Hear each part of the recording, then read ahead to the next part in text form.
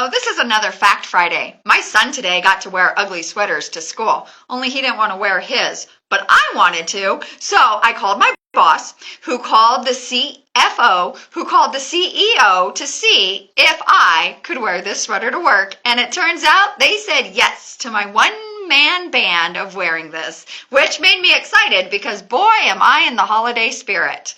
So, back to Fact Friday, and in that spirit of the holidays coming up soon, I think that we're all thinking about sweet treats.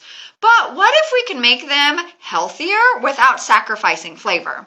Today we're going to be diving into some alternative sweeteners and some natural options instead of refined sugar to use in your holiday treats. I've even brought some visuals to show you. So first off is going to be honey. Honey, I like to get mine local, and usually I have some here at Life Hydration, but unfortunately I am out for the season and I won't be getting any more for a while. But I think there's still places around town where you can find local honey or just any honey. Because it is a classic, it's classic and it's natural and it's full of antioxidants. It also has antibacterial properties.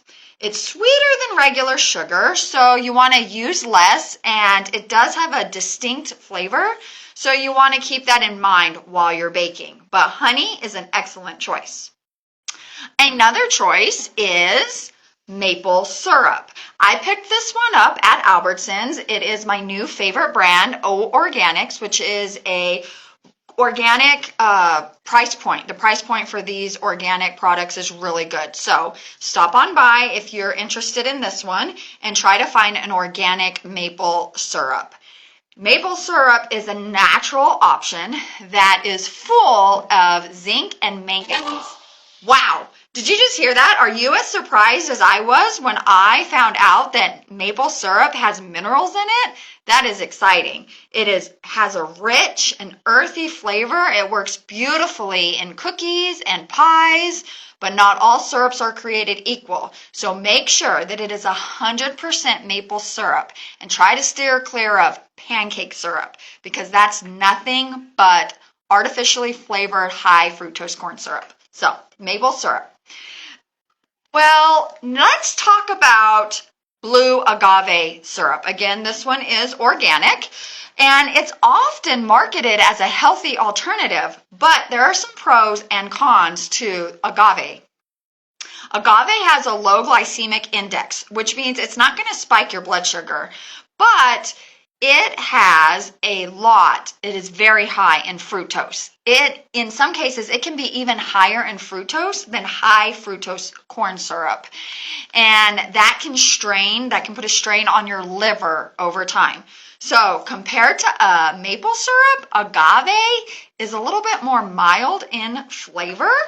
But maple, like we talked about before, provides more nutrients like the manganese and the zinc and antioxidants. So those are kind of a side-by-side comparison on those.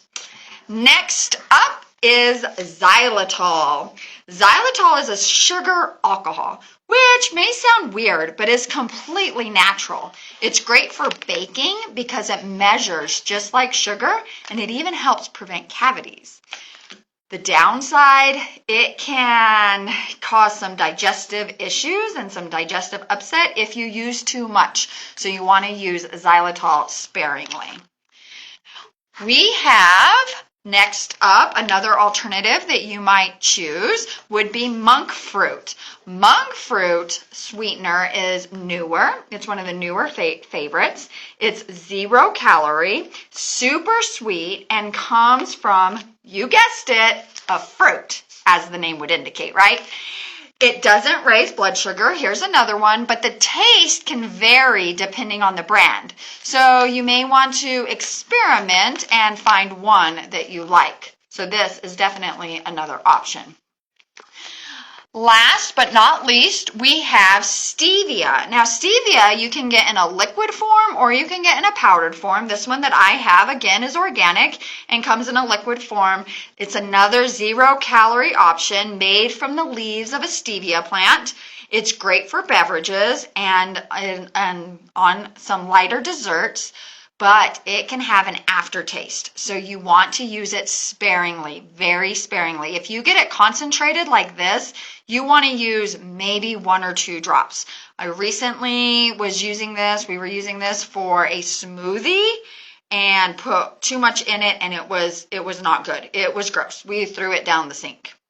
We should have thrown it down the sink. It was not good. So you want to use this one sparingly because of that aftertaste. Some other options out there are coconut sugar or date syrup.